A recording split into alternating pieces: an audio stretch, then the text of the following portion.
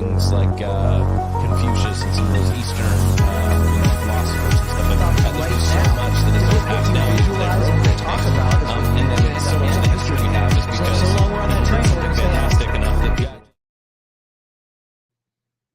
Here we are. Welcome to another episode of the Joe and Doug Show. I'm glowing less, by the way. Glowing less. Yeah, this is try number 2. We had some technical failure here, and feel like protesting. It's okay. Round 2, fight. Joe, we didn't get to record last Thursday because Joe was in Texas and he was beaming from ear to ear to be at Texas. I was literally every picture you posted, every post you made, I'm like just the 12-year-old fangirl on the inside of Joe was coming out at every turn. He got invited to a special thing at a Tesla factory. So how did that come about? How did you get invited to that? So it went late on Wednesday when I was closing up shop here. I've got a message from someone at Tesla, and they asked me if I happened to be in Austin, and I said no, I'm in Ohio. And they said, well, we're doing the Gigafactory grand opening tomorrow, and we'd like to invite you if you can be here tomorrow by 4:00. And I said, okay, I'll see if I can be here by 4:00. So I called my wife, asked Deb, hey, do you mind if I go to Austin tomorrow? Without hesitation, she was like, yeah, go to Austin. So, and this sucks that I have to explain this for the second time through. Now this story's good though. Like right, the reason you got there though is you sowed a seed out there. I did, which is cool. So a year before, a guy was lost his job in Southern California, and he didn't have a job prospect in Texas, but he knew this whole Tesla and SpaceX things were happening there. So he started traveling, and he posted some of his ventures traveling across to go to Tesla to try to get a job here. And I sent him some money in just in the blind, saying from one dreamer to the other. And he remembered me, put me on the list, and I got that invite. Boom. So. And here's the whole thing, though. It wasn't like you sowed that seed going to one day he's going to invite me to the Tesla factory. You just were like, hey, I want to do a nice thing for this guy. And you probably was back around in the back of your head, and you weren't thinking like, oh, one day this is going to boomerang back. But when you release those seeds out, some of them take root and they grow up and they give you fruit. Yeah, I do feel a little bit bad though, because I was like, what if this person like wants to cut my skin off and wear a skin suit or something like that? So for a moment I thought, am I doing an unsafe Put the lotion thing? in the basket, Joe. Right. Put the lotion in the basket, okay? No, that's great. I hit you with one of those every You do. And, for those of you who don't know the movie reference, it's okay. So you get a flight. Yes. And did you upgrade or did you fly? No, I'm a Southwest person, so okay. I love Southwest. I'm comfortable with their protocol, and so I felt right at home. Yeah, totally. Kudos. We've flown with Southwest a bunch, and I will never forget. And I always tell this story because it was some of the best customer service I've ever experienced was with Southwest. They actually, we were flying from Pittsburgh to Florida for vacation. I think it was 2018, and our plane took off. We had all 4 kids with us. We got through security, got on the plane, and the plane takes off. And then all of a sudden, like, we have to turn back and go back to the airport. And I'm like, all right, I have 4 little kids, and our kids were rock stars. They were awesome. And we get off the plane and stuff, and we find out we hit a bird and like you could see the hole in the wing. Yeah, it was crazy. I have pictures. I'll show you afterwards. But so we land and we're like, oh, thank God they did that.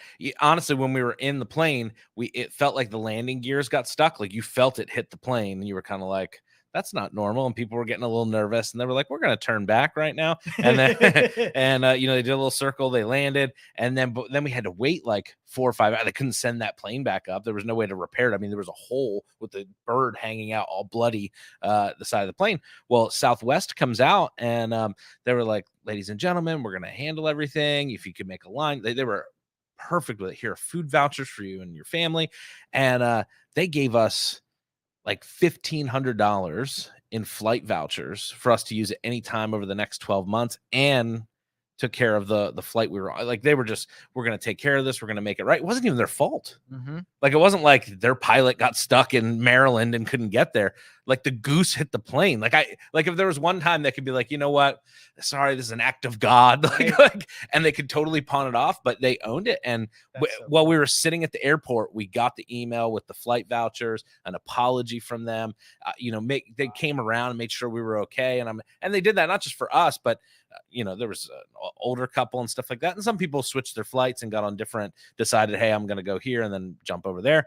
But we waited like 5 or 6 hours, and they brought us donuts from Dunkin' Donuts. And we're like, here, we want to, your kids are so well behaved. Like, it was really like over the top. Sure. Most of the time when you're in an airline experience, the people that are serving you are annoyed at you for having to serve you. And this was totally different. I actually sent Southwest an email saying what a tremendous experience it was and thanking them so much. And, from this point on, if we can fly Southwest, we've tried to do that just simply because it was such a great experience. I was like, I'll pay an extra $50 for the flight or whatever, because I had such a great experience. But that's not what we're talking about today. Well, Southwest is great. Yes. And since I bought my tickets around 12 hours before it was actually taking off, I was in like boarding group R, right? And so boarding group double Z. So I have to sit on the toilet. I was referring to myself as middle seat Joe, right? Okay. I knew I was getting a middle seat no matter what. It's the worst. And those suck really bad. But I'll tell you, like on the way down there, even though I was like within inches of another human being, like I didn't say one word to any other human being. Like not only did they not want to talk to me, I did not want to talk to them at all. Network, Joe, network. This is what we're working on. I thought of you again. Like you were there with me no matter what. Every preacher has a good, hey, I was on a plane and I met this person. Yeah. Every good communicator, when you start in speaking business, you're going to be, hey, I was flying to da-da-da-da and I met this guy, and look at this, scenario. So on the way back though, I talked to people. Oh, who'd you talk to? I got window seats. So here was this was kind of cool. So we're going to get to the Tesla conversation, but this is big. I was thinking like, okay, person sitting next to me, what's my opening line here? What do I even say? Like, I'm not small talker. So I'm like, do I wait till something happens? Like, what do I bring up? And so I was like, you know what? I'm not in the middle seat. Let's bring middle seat up. And I was like, hey, I want to let you know that I'm usually the one in the middle seat here, and I'm not right now. So sorry about your luck. That kind of a thing. Like, it was stupid, corny, whatever. Yeah. But boom, it got the fire. They giggled or whatever. Yeah, right. And so she was actually a neuroscientist that was also at the Tesla thing for his other company for Neuralink. And so she started talking about the sciences and physics behind Neuralink, and I'm like, woo! Jackpot for Joe. Daddy needs a new pair of shoes. Right. Oh, that's cool. So you fly down there, and you arrive. What time was everything? Did you get to do anything unique or special, or was it just kind of a whole bunch of people in the room? I got on the ground in a rental car at about 11:30, and the first event was 1 o'clock. So I stopped and just grabbed something to eat. I went to Whataburger. Whataburger? Yeah. Whataburger. It must be a Southern thing. We don't have Whataburgers up here, but it's sort of like a shittier version of Burger King. Like it wasn't great. It was not a. Well, Burger King, if you're going to rank fast food, Wendy's, McDonald's, Burger King. Yes, right. And this is right below that. Okay. Yeah. So I disassembled the burger and ate a couple of beef patties, and it was okay. It kept me alive for next couple hours. And then they opened up the parking lots. And the thing about it, like this event was massive. Like if you guys don't know about Tesla, they don't spend any money on marketing. They do this kind of stuff as in place of their marketing. So they go over the top on everything. That's true. I've never seen like a Tesla commercial or. Nope. Doesn't have to. All they do is create fanatics about it. The people like me who on a, dime's notice go down to Austin and show. Anyway. So yeah, I got there at 1 o'clock. We got parked, went in for the employees luncheon. They set up all of these food trucks that had all kinds of different foods, everything from traditional steaks to burgers to Mexican food. And they gave you food vouchers, and you just went around and ate whatever you felt like. And so you should have skipped the Whataburger and eaten more at the had I known. So you got to do that, and did you meet the employees, or was it different? Yeah, a couple people. I mean, this was definitely younger line workers and social media managers and whatever. So there wasn't a whole lot of stuff to talk about, but everybody was in awe about this place, how automated it was, how high tech it was, how fast it was, and they had no problem showing off Oh, what yeah. it is that they did. The one guy was in charge of the robots that did the castings. Okay. So he basically controlled all the programming that went into the castings. So I had 1.5 billion questions for him about this and that. Like how many of these, how exact are they? How much product do you have to, start again and whatever. And it was just, I'm so impressed with this company having seen it than I even was before. Wow. That's high praise. So you had the employee lunch and you Yes. got to eat some, I think you said Mexican food. Yep. And then you went on an open tour. Was it a guided tour? Did they walk you No, through just and say like, basically you just, this place is massive. Like I can't like even hundreds put of into thousands of words. square feet? Millions of square feet. And Wow. so like just when you thought you reached the end, like you didn't even get to a corner of it. So there was even so much more. Turn that your I didn't Apple even get Watch to see. on and get exercise. And then once you do around. the first floor, there's 3 floors of this crap. So it's not like it's big. I mean, it's massive. And what model Tesla do they make there? They make the Model Y. That's where they're producing actually right now. And is that a car, an SUV? What SUV. Is that? SUV? Yeah, it's their lower end SUV. Nice. And then you put some pictures of a truck up. Yeah, Cybertruck. So they make a truck too? They do. And this is a very futuristic, very cyborg, very steampunk type of truck. Did you order one while you were there? Oh, I've already ordered one. I've been on the order list. The one thing I did, I cannot wait. The one thing that I did was the first production car that they made was the Tesla Roadster. It was their supercar. Okay. Right. And they used that to finance the Model X first off, because the Model X was a high production run. They didn't have the money to do it. So what was your first Tesla that you bought? The Model 3. So you have the Model 3, and then you also have the Model X. Model X, and then now you will have a Cybertruck when it eventually gets produced. Okay. And then I was eyeballing their supercar, the Roadster. I just tested. I was like, "Hey, Deb, here's the supercar," and she was like, "Yes, please." And I'm like, "I don't have to ask permission anymore." She let me go to Austin. She let me buy the supercar, but no, I didn't. I won't buy that for a while. Okay, nice. Yeah. And what's the difference between the supercar and your current model? It's meant to be a sports car. It's a 2-door convertible, 0 to 60 in like 1 second. I mean, it's off the charts, but it's $250K. So I'm not like quite ready to go that way. Yeah. Very cool. But I got the green check mark next to it from my wife. So I'm good. Put it on the vision board. It'll be there and we'll go cruising. Oh, that's sweet. So you went on the tour, you got to see all what they do. What are some of the, obviously you talked about the casting. What else did you get to see in the robotics? What was some of the stuff that you were just blown away by in terms of? They demonstrated every segment of it. So like the battery segment demonstration was kind of cool because for a while they were buying all their battery packs from Panasonic. Okay. Right. And it's really hard to get lithium right now. And so when it's hard for them to source parts, they just invent a company that does that. So if Panasonic can't make enough, they just do it themselves. And so we watched their new battery. Like think of like a D-cell battery, and a whole battery pack made of D-cell batteries. 1,500 of those are individual in my car right now. Wow. So they made a bigger version of that's about twice the size of a D-cell battery, and they cut it down to 500 individual batteries in that battery pack. And I posted a picture of these ribbon-looking things. That was sort of like a battery unwound, right? And so it was just this. What is the composition of one of their batteries? So I took a huge fascination because, the popular trend is all these lithium and really rare earth metals from places that are really hard to get out of the ground in a clean way, and they're super expensive. Lithium went from like $17,000 per ton to $79,000 per ton. Ooh. It had a 7-fold increase in value with all of everything that's going on. The geopolitical right stuff and everything. Yeah. If a 7-time value, like it used to be a battery pack was $15,000, now the battery pack 7 times that, you got $100,000 battery pack. That's before you even have a car. Wow. Yeah. So are there obviously the car has to increase in cost then. So the cars are starting to increase in cost. Well, what they did was they found a non-lithium, I can't think of the metal in Minnesota. And so they changed their battery production. Instead of so much lithium, they went in a different direction, another metal that we can get right here from the United States. USA. Awesome. Yeah. Love that. So you had the tour from Florida.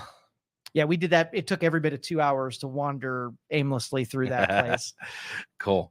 And then you left and flew home? No, No. there's a whole party from that point. So they had a band that came out. They did merchandise. Like it was sort of like when you wandered around this place, it was in the imagination of a genius's mind, where you would just walk through like a cactus forest in the middle of the plant, right? And why a cactus forest? Who freaking knows, right? But they found a way to have fun in a cactus forest. But there's a lot of stuff to do. They did a tattoo booth. And instead of You ink could get it. oh yeah, Okay, henna. no, lasers. So you put your arm in the laser. Did you get one? No. Like I love lasers and I love tattoos, but not ready for that version of it. Yeah. What would you get if you got a tattoo? I don't know. Tesla. No, I will not do that to my body. I love them, but not that. I mean, you can get it somewhere discreet, like your right butt cheek or something. Get like a Tesla logo. Yeah.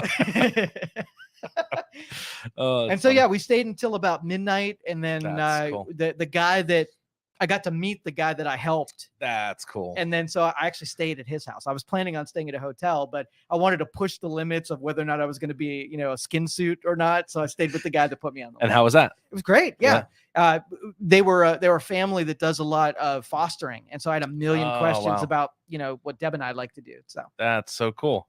So talk about like, sowing a seed, receiving the blessing back, not just of going to the place that, tickles your fancy, but you get to meet the person who you sowed the seed to, and they do some stuff that you want. That's a setup from do you the see Lord. that? That's like an orchestra, like a whole symphony of what's supposed to happen. Yeah, that's so cool. And so like, I think sometimes when one of these opportunities like this doesn't make a lot of whole sense to how it came together, very unlikely that it would happen, but how willing like my faith is to just go with it no matter what. Yeah. I had a lot of time to think about like how many people really would like those kind of opportunities, but because I'm so impulsive about jumping on some of those faithful things, I accept the ones that I know are going to be painful just as much as the ones that are going to be, really enjoyable. Do you find yourself when those opportunities come ever just in a space in your own head, like, how did this happen? Like, do you ever find yourself in awe of like, I used to, but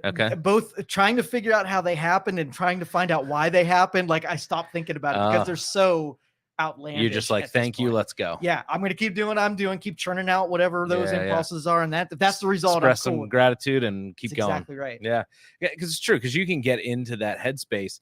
I've had a series of opportunities this year, particularly. I mentioned to you, and I was telling the board last night at my board meeting, I have this opportunity. I'm going to go to the Israeli embassy coming up here in DC for stuff, and I'm just like, I keep looking about and trying to figure out how or why or any of that stuff is just like, I just need to say thank you and pack a suit and go, kind of deal. And so, I think too about it, like when you're on that pursuit, I was thinking about like what this is supposed to be, who I'm supposed to meet, what I'm supposed to make of this. And I'm like, what if none of that happened? What if this is a trip where you just have to go there and you can't figure out why? You got to be okay with that too. Well, because some of those things, it'll be 10 years from now and you'll go, well, that's why I met this person, and that's why I ended up there, and that's why I ended up there. And, who knows, maybe you and Elon will be chilling on his yacht and he'll be, Joe, this is what we're going to do. You're going to run Twitter for me. Well, I will be in the VIP spaces next time, not just the regular one. And so this whole thing was, did it cost to go, or did they just, the invitation was free. I just had to find a way to get there. So beautiful. Yeah. That's really, really cool. So if someone was, because I hear this a lot, and so we'll go in this direction a little bit. Buying a Tesla is very expensive, and I know you did a whole breakdown on how much you save in gas and all that. We've talked about that before, and I know you're a fan. But if you're looking at buying a Honda versus a Tesla, what are for you, who is Tesla through and through? What are the advantages? Why would you do Tesla again and again and again 100 times over? So the model is that there are certain products that you can buy that sort of like are a net gain, right? So they're more expensive if you take it from the literal upfront cost, but over the length of whatever you buy. So if you bought a $700 refrigerator that you have to replace every 5 years versus a $2,000 refrigerator that would last forever, like there's a point where you get big returns on having gone the one that was more expensive. Right. When you divide it out, it's not quite as expensive. It almost ends up being the same thing. So if you don't want to ever replace a refrigerator, you buy the one that's going to last so you don't ever have to replace one, even if it costs 5 times as long. And that's sort of what the Tesla math is. If you have the ability to buy ahead, right, then it, you know, there are certain things within that Tesla that end up paying a larger return in the end. No, that makes sense. And so you have Cybertruck. You're on the list for that. Is there an expected date for the Cybertruck? It was supposed to be this year, and after being there, they said that they were like the Tesla or the Cybertruck line isn't even built yet. They don't even have the materials to build it. So he said basically the beginning of 2023 is when they go in production. And mine, I ordered late, will not be the first off the production line. So it might be every bit of 2025, 2024 before I see my Cybertruck. Now, and is there you know, from a Cybertruck, you know, I think truck, I think Ford, you think that I know it looks a little different. Maybe we'll have to post a picture or something like that. So it's sleek, but you know, does it haul stuff? Does it have a hitch? Does it? Yeah, and they try to take your normal F-150 and tried to make it like if there's a guy in a construction crew and he uses it for these purposes, make it capable of the same kind of stuff. So it doesn't have the same finish. It's all stainless steel, so there's no paint on it. And so it's like a stainless steel kitchen sink or whatever. It's supposed to hold up over the elements a little bit better to dents and dings and whatever. They got the glass that breaks. The bulletproof glass that breaks. Yeah, totally. And then they have the bed that locks so that if you put stuff and it has haul weight, so you can carry a trailer or whatever. It's got 500 miles of battery range, so it's significant. That's pretty cool. So to switch gears a little bit, but we'll stay in the Elon Musk territory because I have to ask about this because it's awesome. So your boy bought 9.2%, the largest Twitter shareholder. Buys that, is offered a seat at the table, and is told that he can have the seat at the table as long as he doesn't, or a group or him personally, exceed 14.9% of ownership, to which he declines the seat. And everybody, all the articles I'm reading, everybody said, get ready for a hostile takeover. Elon's going to buy 51%, whether he personally offers to buy the shares of other shareholders or whether he puts a conglomerate together to offer them, you know, a lion's ransom, you know, king's ransom for their shares. What do you see with all that? Why is he doing that? Is it just a publicity stunt? Does he really want to run Twitter? I don't know. What are your thoughts? So my boy is a little compulsive and impulsive like I am. And so wherever his fancy is, like wherever his gaze is when he sees a problem, he's thinking, yeah, I could fix it. And he's thinking more about the time he would have to spend to fix it versus how he can affect it. And this is one of those ones where all he had to do was shift some money around and people would listen to him. So he has the money to shift around. He's got hundreds of billions of dollars, and all it cost him was $2 billion to have a say in something that he tweets a lot. I don't know if you follow him. He thinks it's very important. Yeah. And so the second part of the board is more meaningful to me, which is the first one is that you couldn't own more than 14%. But the second one is that you couldn't do anything or say anything that would go in the disinterest of the Twitter model. So you could not vote or have an idea that would hurt the Twitter model and how they operate. So all the things he wants to do hurts the Twitter model. So there's no way he could have taken that board seat. Interesting. So then do you think he'll go up to 51%? I don't think he needs to. I think this was the flex to know that there's enough open shares on the market that if he wanted, the threat of doing it is just as effective as actually doing it. I think people were going to take a listen to him anyway, even with his, majority share, because here's the thing, like he can vote with his shares, like he can become an active deal and not just on the board, but he can be an active shareholder. And then knowing that he could just buy enough shares to make his vote count more than any others is enough. Oh, that's so awesome. It's a big muscle. So the best article I read through this whole thing, we love the Babylon Bee.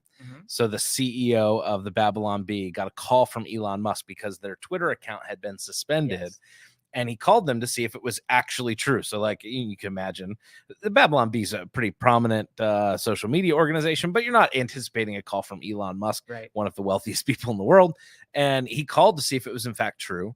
And the CEO from Babylon Bee said the last thing that Elon said to him, he's like, we're going to see what we have to do about this. I might just have to buy Twitter. And 2 days later, he bought 9.2% of Twitter.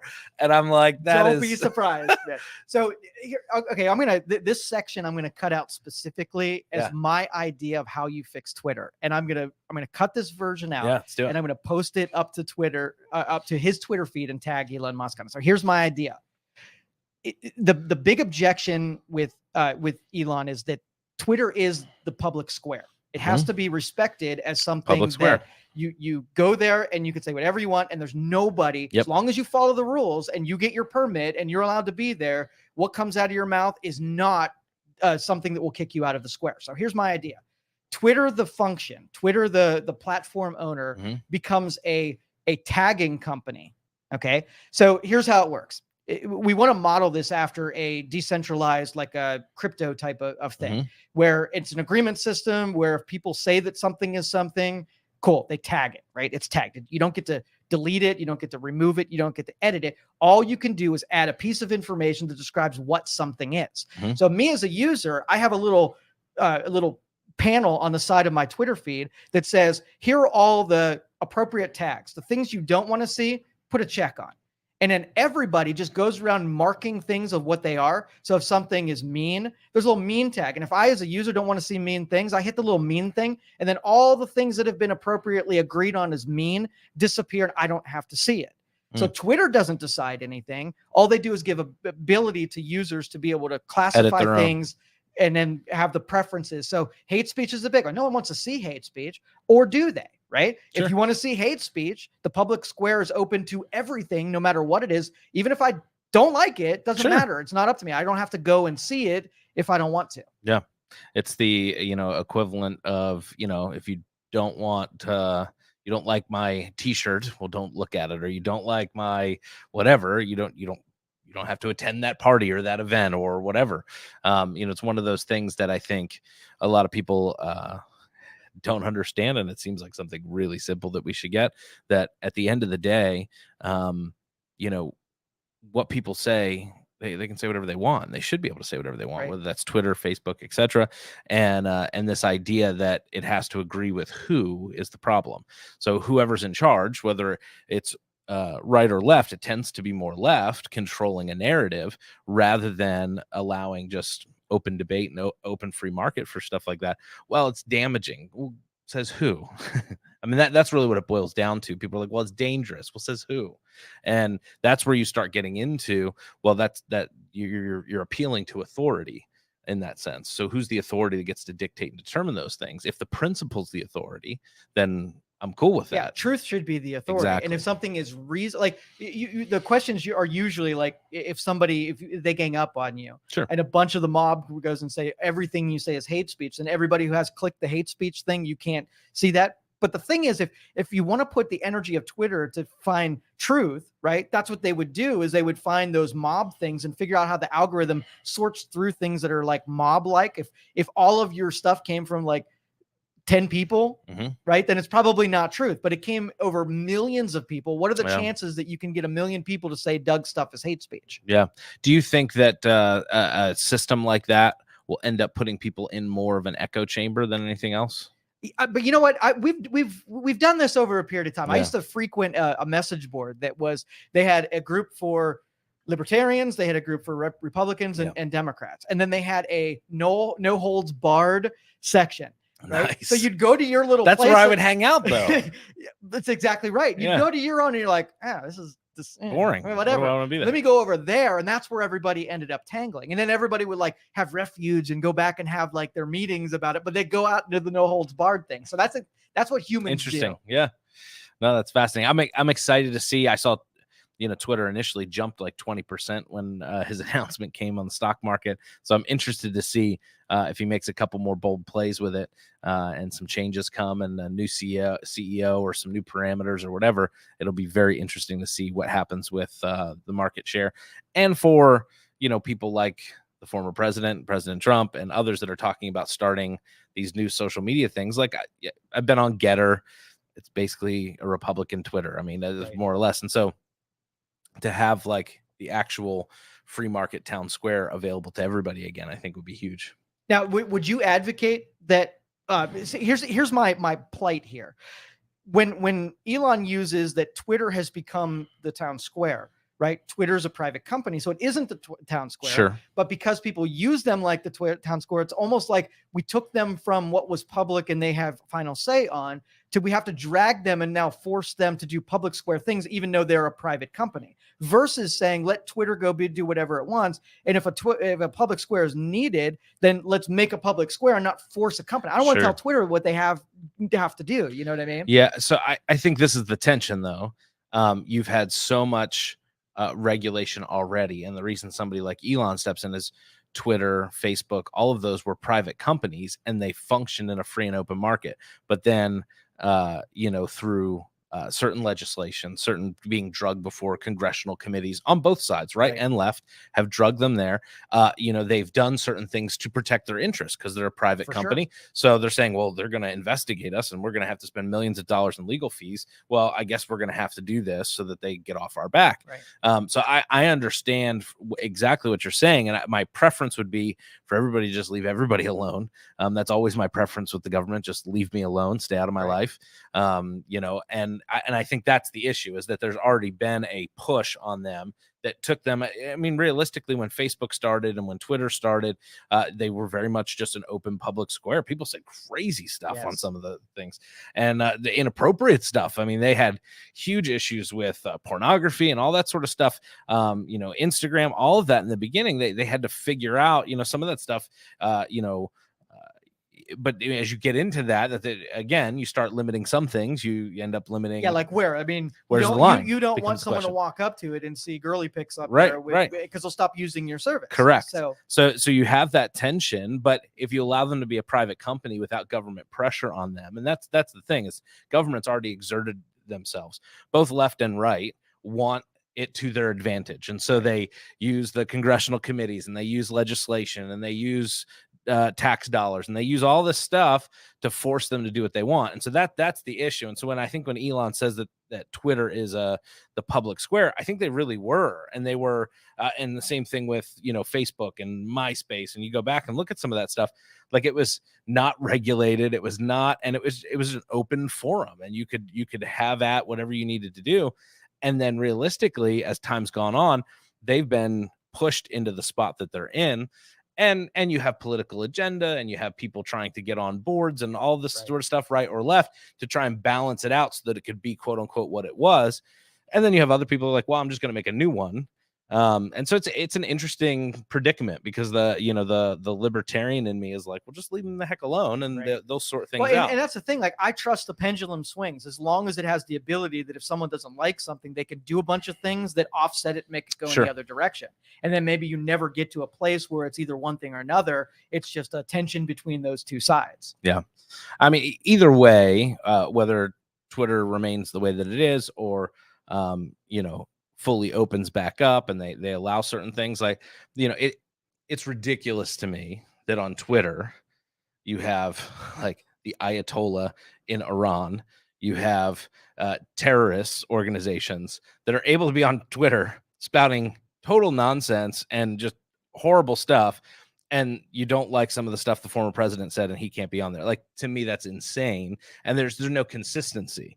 And that's the whole thing, is like, if there was consistency in the rules, and that's been the frustration, I think, through everything, rules for thee and not for me kind of deal. And that's what bothers us with our government, so it bothers me. I'll say I won't speak for Joe, but it bothers me when you watch those making the rules not have to abide by the rules.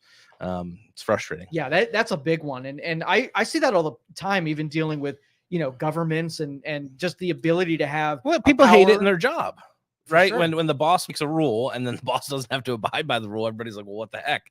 And that's on a micro level. If you work in an employee of 10 people and he's like, your boss gets up and says, well, everybody, we have to use the break room this way, and if you're not going to do that, you can't use the break room. And then he's going to leave his old food in there, and you're like, wait a second, I can't leave my food in there. But I get you're the boss, and sometimes that comes with certain privileges because you pay for the space, but don't go making a decree from on high that you're not willing to then lead the way. It's everywhere. It's not just in these spaces. So for instance, if I was sitting in the audience And I'm sitting in a comedy show, and the comedian up there says something about my wife's hair, and I go up on stage and I slap him. Right? Let's compare what happened with what would happen had it been me. Same setup where they would just allow me to wander back to my seat and maybe even pick up an award later. Probably not. I would go to jail immediately. Do not pass go. Do not collect $200. So if there's a consistency in application of all rules, that means we have too many laws, too many rules. If you can't universally apply them to everyone.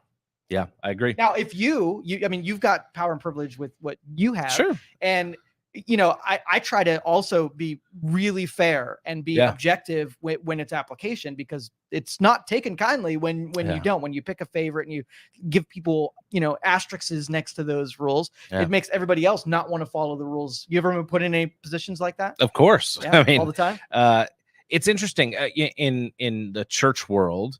It's always the people that have been there for 40 years or whatever, and they think, well, like, I don't have to do that. I've been here this long. And I'm like, I don't know. We're asking everybody to do this. Yeah. But you don't have to have me do that. Pastor Mike deals with that with worship team. Like, people come in and be like, oh, I'm a really good musician. Like, that's fine. Everybody auditions. Because your mom might have told you that you can sing well, but she might have lied to you. Like, so I've heard Simon Cowell a bunch of times. Well, but you look at that, and everybody wants to be the exception to the rule. Yeah. And as a leader, sometimes it's nice when you have flexibility to do that. And there are some spaces where that's appropriate. But more often than not, it's going to hurt you in the long run when you make those exceptions. You want to hear a very consistent application? Did you hear about Michael Jordan? So he went to a golf course down in Florida, and he wore cargo shorts. And at the golf course, they don't allow cargo shorts. And Michael Jordan was kicked off of the course just like anybody else. Wow. And the public was like, well, wouldn't you want Michael Jordan on your course? And I'm thinking, we would, just not in cargo shorts. Right? You can go get a pair of pants down the road, or the pro shop. I'm sure they had them. Right. Well, he is tall. It might have been tough. But think about the guy that had to walk up to Michael Jordan and say, "Excuse me, Mr. Jordan, can you sign this? And could you leave the golf course?" I kicked out Michael Jordan. Yeah, that'd be a story to tell your friends. That's so funny.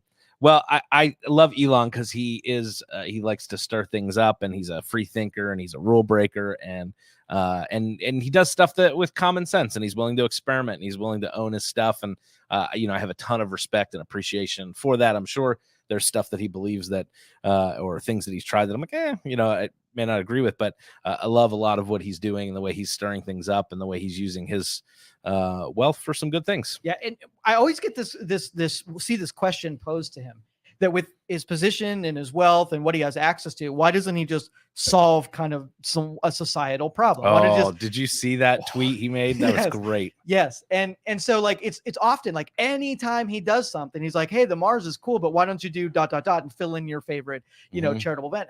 I watch the dude because I know in some respects, if he picked that thing, he could probably solve it. It would take all of his resources. It would take all of his time, and it'd probably be pretty short-lived, because a lot of the stuff they ask him to fix would be, he'd fix it temporarily, but because he doesn't control everything else that's connected to it, it would just go back, and now he'd have nothing, and he wouldn't be able to affect anything else. So it would be a weird position to have the ability to do a good and know that you really can't, you're restrained, because that would be your martyr moment where you wouldn't be able to do anything else from that point on. Well, and the tweet I just was referring to is somebody said, like, why don't you cure world hunger or something like that? And he basically tweeted out, and he said, if you provide a dollar for dollar budget or whatever from the UN hunger thing or whatever, he goes, I'll pay for it if you say it's going to work, but I won't give a penny more of something like $6 billion or something like that. He did it though. And did he give that money? So they gave them the line by line, and there was a couple exchanges back on Twitter. He sold enough stock to send it, and he sent it there. So now world hunger, no more. Yeah, you don't have to. You don't have to worry about it. Wow. Well, we'll find out. No, we will not find out. This is the last you'll hear about. Yeah, but stuff like that where he's willing to put his money where his mouth is, and even when it wasn't, it was where somebody else's mouth was. He was like, "Oh, fine, send me the line by line budget item. You're telling me I can solve world hunger with the UN budget, whatever. Send it. We'll pay for it."